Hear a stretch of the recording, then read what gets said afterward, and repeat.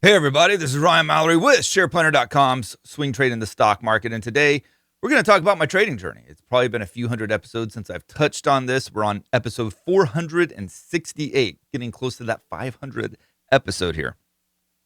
Been doing this podcast since 2017, by the way, and we'll touch on that later. But my trading journey, how I went from not knowing anything about trading to being a full-time trader today and doing what I do.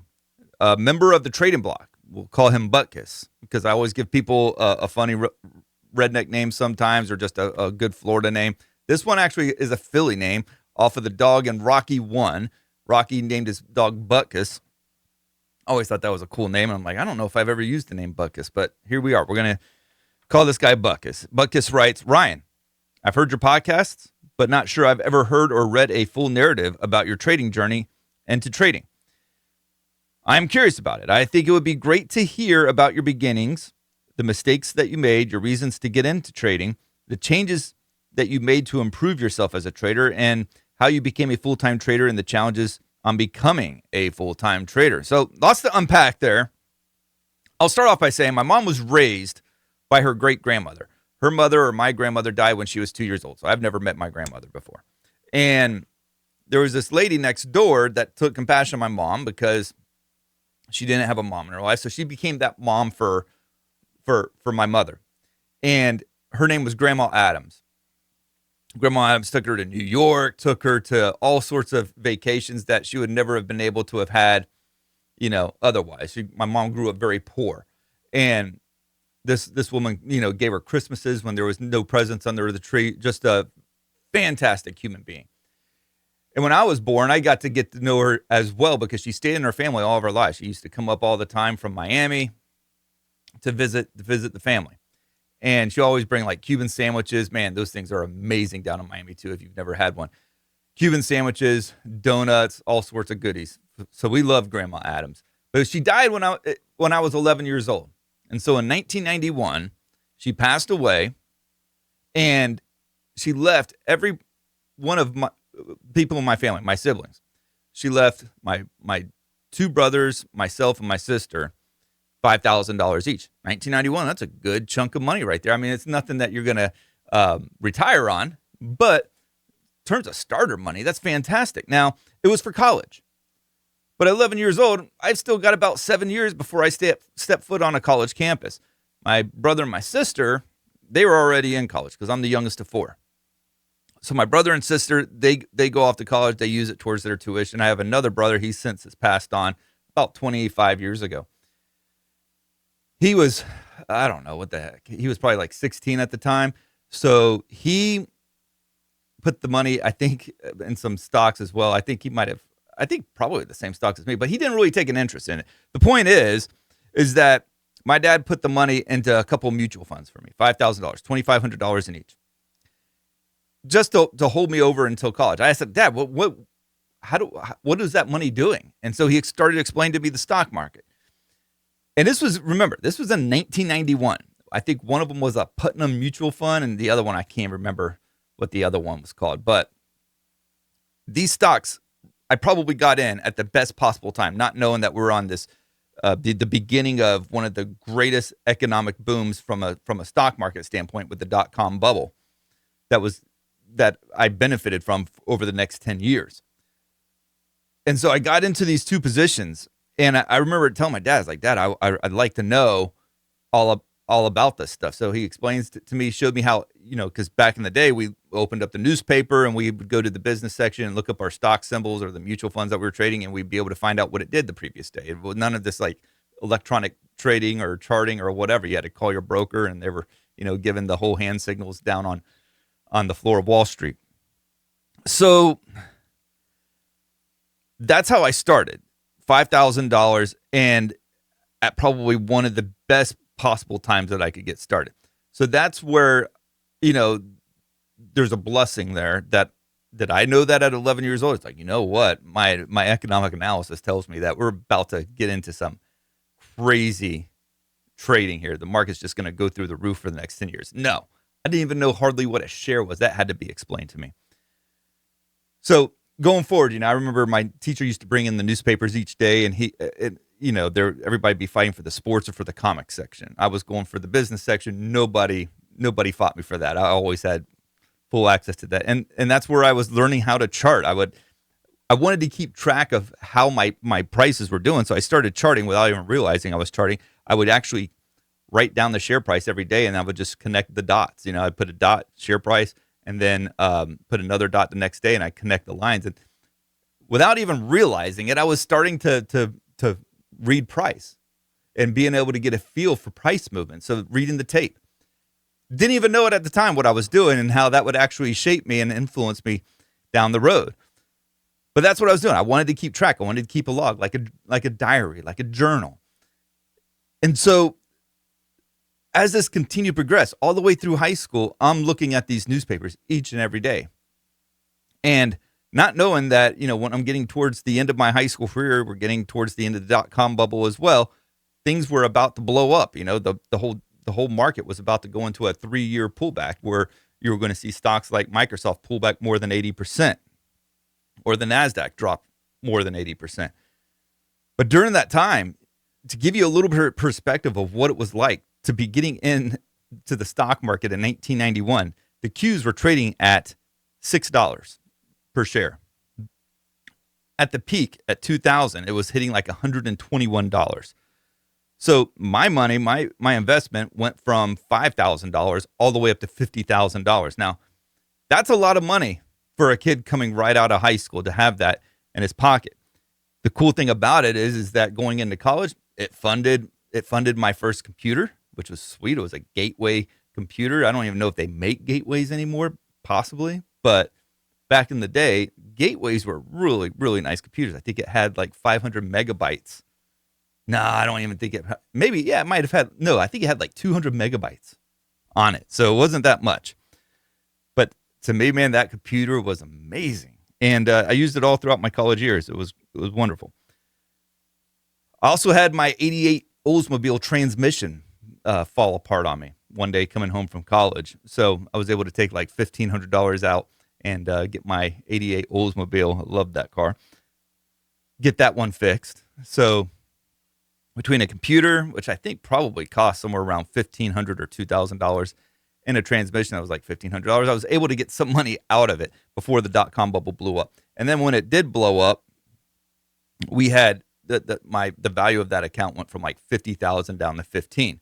So that was depressing. I was in college, so I didn't really care too much about it at the time. Yes, it stunk, but I hadn't really understood risk management at that point. I thought at any point these stocks are just going to go right back up. And I had moved beyond just those two mutual funds. I think I went to like 4 or 5 mutual funds in the account. So I was learning a little bit about diversification as well, putting not all your eggs in one basket. So with all that, 5,000 to 50,000 starts to come back down. I was able to get some money out to pay for some necessities in life. Came away with $15,000, which in, I want to say like 2003, I purchased my first home, put 10% down on the house. So it paid some pretty good dividends over the years. So essentially if you add up all the value that I was able to extract from the market during the dot-com, essentially that $5,000 went up to $20,000. Pretty good. I'll live with that. And I'm pretty happy about how much of an impact that had, because if I hadn't experienced the dot-com bubble, I probably wouldn't be as strict of a risk management person as I am today. I probably wouldn't be as big on stop losses like I am. I realized, because I experienced it, how fast gains can quickly get wiped out of your account. I experienced it this past week with NVIDIA. You take a look at the NVIDIA stock. I had played the bounce, and I had taken some profits along the way. I think I got in at like 131 or something. I don't remember the exact price, but I got some gains. I took some gains out at like 4% or 5% and another at like 10%. And then it came right back down. And I took, on Friday of last week, it started dropping, and I really weirdly too, it just didn't add up because it wasn't mirroring anything else that you were seeing in the market. So I got out for like an overall 7.5% profit on the trade. And then of course, Monday, DeepSeek comes out and it just crashes the whole stock. That is, I was probably benefiting from some of the things that I experienced as a kid, from the dot-com bubble to just seeing a lot of money go up in smoke. I don't trust stocks. I don't just assume that stocks are going to go up forever. That's why I use risk management. I know how bad things can get, and I got to witness that again back on Monday when Nvidia completely fell apart. So that was the early years of trading. Now, I go from college, I wanted to become a lawyer, wanted to go to law school, even wanted to like get into politics and stuff like that. Glad I didn't, because I don't want to be a politician, man. Those people are so sleazy, so awful. But I did get a lot of good experiences up in Washington, D.C. I put trading on the back burner. I wasn't really paying attention to it. I had my first house. I had just taken a job with a defense contractor. I hated it. I was just a paper pusher. I was doing contracts for them, and it sounds good. I think the official title the title was a contracts manager, which it sounds like, okay, he did pretty good for himself or whatever. No, it was just basically a glorified paper pusher. I hated it.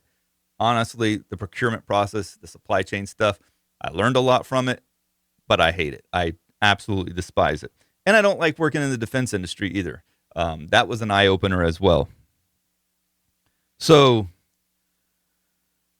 I got kind of frustrated with working in the defense industry, and I wanted that way out. I had started trading maybe a couple of years earlier. There was this like little small brokerage, little boutique. Can't remember, but I remember it was like $1.99 per trade if you traded at 9. If you had your orders submitted by 9 a.m. on Tuesday, and then they would put all their orders in at like the open for whatever order you had. So sometimes you had to wait a week in order to be able to get it. Otherwise, you were paying like $26, $27 for a commission, and that was just outrageous. So I was using that. That was kind of cool. But I wish I could remember what it was. It was Share something, not Share Planner, but it was Share something else. But the company, I don't even think they're in business or they got acquired. But I was learning a lot about stocks, or I was getting my feet wet at least, And one of the things that I learned was about the biotech stocks, and how I had bought this one company. I was going through through their like balance sheets and analyzing their fundamentals. Like, I think this is a good company. The next day, I don't know what happened to them. They got some kind of news piece, like an FDA approval, and the stock shot up like 600% or something crazy. And I remember telling somebody in the office, like, yeah, I got this. And he's like, oh, sell it. You just been. I was like, no. I'm more of the Buffett type. I'm a buy and hold. I'm in this for the long run. Man, somebody throws 600% at you the day after you get into a stock, you get out.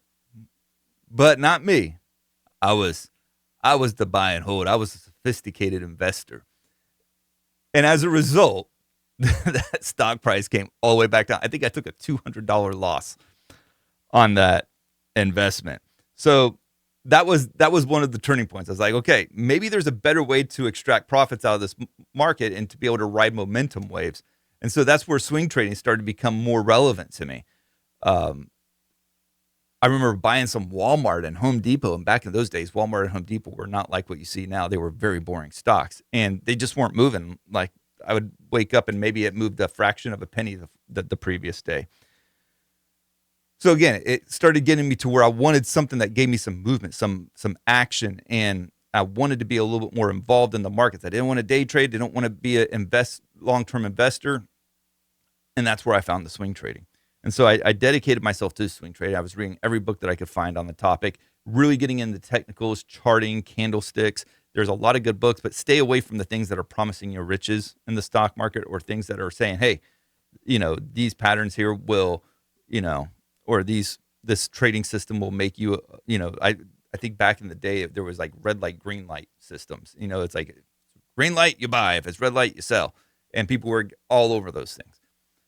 Avoid those kinds of things. Learn the basics, learn the technical analysis, learn the patterns, learn how those patterns correspond to making profits in the stock market. So my risk management is rapidly growing here. I'm learning. I still have everything that I went through from 2000 with the dot-com bubble blowing up in my face.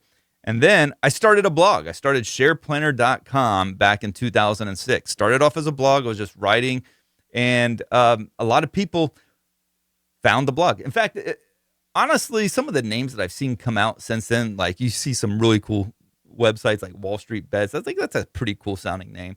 I wish I would have been a little more creative with my company name, like Share Planner. Okay, it works, but hindsight, I'm like, I could have probably come up with a cooler name than that.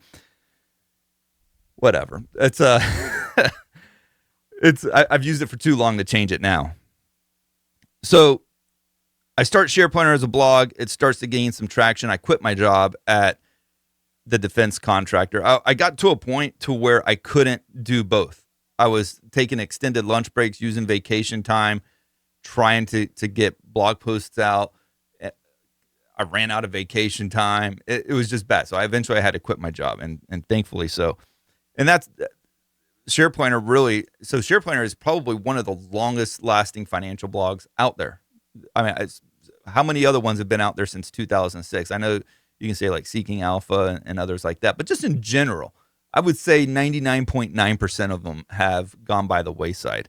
So I've seen a lot of transformation in the industry, especially since I started Share Planner, from how people are trading to when everything went commission free, and then to the COVID crisis, and just the huge influx of retail traders that have been part of the stock market ever since.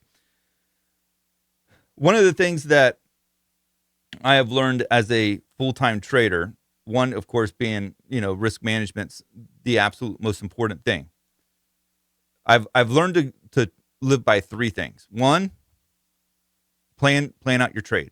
Two, manage the risk. And if you do number one and number two, number three, the profits will take care of themselves. And I still believe that holds true today. Manage the risk, plan out your trades, and let the profits take care of themselves. Because by doing the first two, the profits will come. It's where people just focus on the third part and don't manage the risk. It's where they don't ever see profits, because their profits, any profits that they do get in the stock market, is being consumed by the losses that they're taking on, and it can't outpace those losses. Most of the people I've come across in my trading career, I'd say, are not profitable in trading. Most of them, not that they can't be profitable in trading, but they choose not to be profitable, and that comes down to risk management as well. It's so hard to get people to look beyond the profits, to look at beyond the profit potential and see the risk. They just don't. Everybody wants to double down. Everybody just says, I'll wait for it to get back to break even. And what they don't realize is that not all stocks get back to break even, and the ones that don't destroy your trading career. So that is my trading journey. Now, before I go any further, I got to tell you about swingtradingthestockmarket.com. That is the product that goes alongside of this podcast. Like, if you enjoy what I'm talking about, if you enjoy this podcast, you'll really like swingtradingthestockmarket.com. It takes you to my Share Planner website, and you can be able to get essentially all of my stock market research every day. If you want a little bit more and you want my actual trades, you can do that as well. But Swing Trading the Stock Market will give you my daily watch list, the stocks that I'm looking to trade. I also do a watch list review video each day at the end of the day, telling you what worked, what didn't work. Also, what I do is I provide mega cap updates each day. That's going to be like on NVIDIA, Tesla, Microsoft, Amazon, Apple, and all those big wigs. I also do stock market updates via video, and I provide a master bullish and bearish watch list at the beginning of each week so that you know where my setups are coming from that particular list. One of the biggest lessons that I have learned from the stock market, or one of the biggest risk components, is avoiding earnings. And the desire to play earnings, and the reason why I bring this up is because it takes me back to when I was still working at a defense contractor. I had taken a few $1,000s out. It might have just been $1,000. And I put it into my account. And I was very nervous about this money. It was out of the savings. And I had like $333 that I was going to put on each one of the positions. I had to put them all in right away. What I didn't realize is we were in the thick of earnings season right now. Yeah, I didn't even know we were in earnings season. I didn't even really care about earnings season or what the impact was. So I went and bought 3 stocks. And all 3 stocks were reporting that day. And then after hours, I'm looking at this stuff and I'm losing like 20, 30%. Every one of them just blew up in my face. Next day, market opens. I'm trying to get out of these things. I'm getting just absolutely hammered. I get out of them all. I think I have a mouse right here. I had it when I was working. I think I might have chucked it across the room, broke it into a million pieces. And what was funny about that is that because I broke the mouse, I didn't have a backup mouse. So then I have to go all the way down to the IT department and ask for a new mouse. I'm like, what happened to the other one? I'm like, chucked it. So they gave me a new mouse, and then I have to go back. Then I'm down even more because I chucked the mouse and I couldn't sell it out from the 15 minutes earlier. I'm waiting in line to be able to get a mouse. And then, of course, like all companies, you got to sign forms and whatever. By the time I'm getting hammered on these things, I get out, and then by the end of the day, they had reversed and went back up to the upside. I'm like, oh my gosh.